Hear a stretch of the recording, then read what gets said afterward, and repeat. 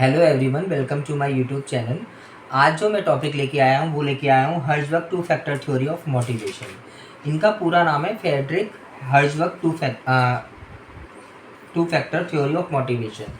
So my dear friends, ये जो theory develop की थी वो 1959 में डेवलप हुई थी। इनका जो मोटिव था, इन्होंने जो बताया वो इन्होंने बताया कि इसके टू फैक्टर्स होते हैं, एक होता है हाइजीन फैक्टर, एक होता है मोटिवेटिंग फैक्टर। सो नाउ इन्होंने बोला, इन्होंने क्या किया, इन्होंने एक एक्सपेरिमेंट किया। इन्होंने 200 प्रोफेशनल लोगों का इंटरव्यू लिया, वन बाई वन 200 लोगों ने रैंडमली 200 लोग लिए, प्रोफेशनल लोग, और इन्होंने इंटरव्यू लिया, राइट। तो ये कहते हैं argues that there are two factors that an organization can adjust to influence motivation in the workplace. Herzberg ने बताया कि वर्क प्लेस पे दो ऐसे फैक्टर होते हैं जो प्रोफेशनल कोई एम्प्लॉय को मोटिवेट करते हैं। वो कौन से फैक्टर्स होते हैं? एक होता है हमारा हाइजीन फैक्टर और दूसरा होता है हमारा मोटिवेटिंग फैक्टर। हर्ज़बर्ग ने बोला जो हाइजीन फैक्टर होते हैं वो क्या करते हैं, वो कंडीशन बताते हैं कि जॉब परफॉर्म करने पे कि उनकी कंडीशंस कैसी होनी चाहिए। जैसे इसमें क्या क्या चीज़ें आती हैं, जैसे आपकी कंपनी की पॉलिसीज़ हो गई है ना, वर्क प्लेस की कंडीशंस हो गई, आपकी सैलरी हो गई, आपकी वर्किंग कंडीशंस हो गई। तो इन्होंने ये बताया कि अगर वर्क प्लेस पे कंडीशंस बहुत अच्छी हैं, आपकी सैलरी बहुत अच्छी है, आपकी पर्सनल लाइफ बहुत अच्छी है, ये अगर आपकी पॉलिसीज़ हैं, आपकी जो कंपनीज़ की जो पॉलिसीज़ हैं, प्रोसीजर्स हैं, अगर वो बहुत अच्छे हैं तो वो क्या करते हैं, बंदे को सेटिस्फाइड करते हैं, यानी कि एम्प्लॉय को सेटिस्फाइड करते हैं। अगर वो एडुकेट नेचर में नहीं है, मतलब रीजनेबल नेचर में नहीं है अगर, तो वो डिससेटिस्फाइज करते हैं। जैसे फॉर एन एग्जांपल, मैं आपको एग्जांपल देता हूँ। मान लीजिए कि आप किसी भी वर्क प्लेस पे काम कर रहे हैं, वहाँ आपका जो काम है ऑफिस का काम है, बट वहाँ लाइट का इशू है। वर्किंग कंडीशन में आपकी लाइट नहीं आ रही है प्रॉपर, क्या आप पूरा अच्छा काम कर पाओगे? फॉर श्योर आप नहीं कर पाओगे। या फिर मैं बात कर रहा हूँ फैक्ट्री वाले एम्प्लॉयज़ की, जो फैक्ट्री में लेबर काम करती है, अगर मैं वहाँ काम तो कराऊँ बट वहाँ पे अगर ड्रिंकिंग वाटर फैसिलिटी अगर अच्छी नहीं होगी, आई एम नॉट सेइंग कि वहाँ बिसलरी का पानी होना चाहिए, बिसलरी की बोतल होनी चाहिए, मगर वहाँ अगर ड्रिंकिंग वाटर फैसिलिटी अच्छी नहीं होगी, साफ़ पानी नहीं होगा उनका पीने के लिए, तो क्या वो सर्वाइव कर पाएंगी? फॉर श्योर नहीं कर पाएंगी, है ना। अगर गंदा पानी पिलाओगे आप तो वो बीमार होंगे, उनकी मेडिकल इश्यूज आएंगे, ठीक है। अगर आप सोचो आप उन्हें पानी ना मिले, आप उनसे काम कराते रहो, क्योंकि लेबर का काम क्या होता है, लेबर का काम मेहनत वाला होता है, उन्हें प्यास भी लगती है, उन्हें ये सारी चीज़ें टाइम टू टाइम चाहिए। अगर आप यही नहीं दोगे तो वो क्या होगा, डिससेटिस्फाइड हो गया। तो हर्षवर्ग ने भी यही बोला कि अगर वर्किंग कंडीशंस आपकी बहुत अच्छी हैं और रीजनेबल हैं तो एम्प्लॉय सेटिस्फाइड होता है। अगर आप इसको इम्प्रूव करते हो तो वो और ज़्यादा सेटिस्फाइड होता है और डिससेटिस्फैक्शन उनका कम हो जाता है। तो ये पॉइंट उनका ये था हाइजेनिक फैक्टर वाला, ठीक है।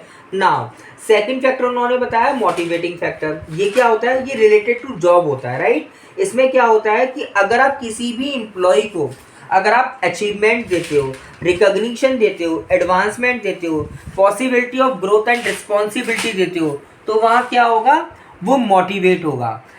अगर ये फैक्टर वहाँ है, एग्जिट करता है या नहीं करता है, तो डिससेटिस्फाइड नहीं होगा एम्प्लॉय। बट अगर आप इसको अच्छा करते हो तो वो मोटिवेट ज़रूर होगा। आप समझ रहे हैं मेरी बात। अगर ये फैक्टर कंपनी में नहीं है, आप किसी को रिकग्नाइजेशन नहीं दे रहे हो, या मान लीजिए किसी भी काम का बोनस नहीं दे रहे हो, या आप उसे मतलब उसकी तारीफ नहीं कर रहे हो, है ना, तो इससे क्या होगा, इससे वो डिससेटिस्फाइड नहीं होगा। वो तो सेटिस्फाइड है, आपके यहाँ जॉब कर रहा है, वो सैलरी ले रहा है। बट अगर आप इसे देते हो, उसके अचीवमेंट पे उसे रिकॉग्निशन देते हो, उसे एडवांसमेंट देते हो, उसका ट्रेनिंग एंड डेवलपमेंट करते हो, उसे मान लीजिए उसे आप और बढ़ावा देते हो, उसे ग्रोथ करा रहे हो, प्रोफेशनली भी ग्रोथ करा रहे हो, तो वो क्या होगा, वो और मोटिवेट होगा, राइट। तो उससे क्या होगा, उसका जो मोटिवेटिंग फैक्टर है वो इंक्रीज होगा। और आपको सबसे बेस्ट एग्जांपल मैं देता हूँ हाइजीन फैक्टर का।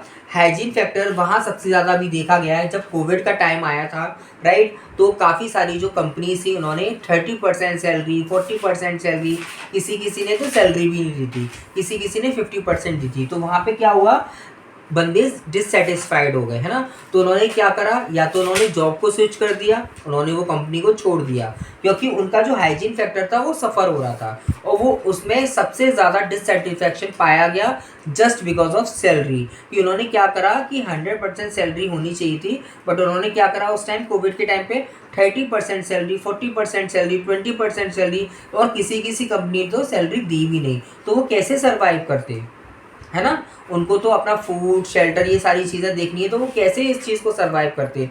तो सबसे ज़्यादा कोविड के टाइम पे हाइजीन फैक्टर सर्वाइव हुआ, फैक्ट्रीज़ में भी और कंपनीज़ में भी। तो उन्होंने क्या करा, उन लेबर को या एम्प्लॉय को सबसे ज़्यादा डिससेटिस्फैक्शन हुआ, है ना।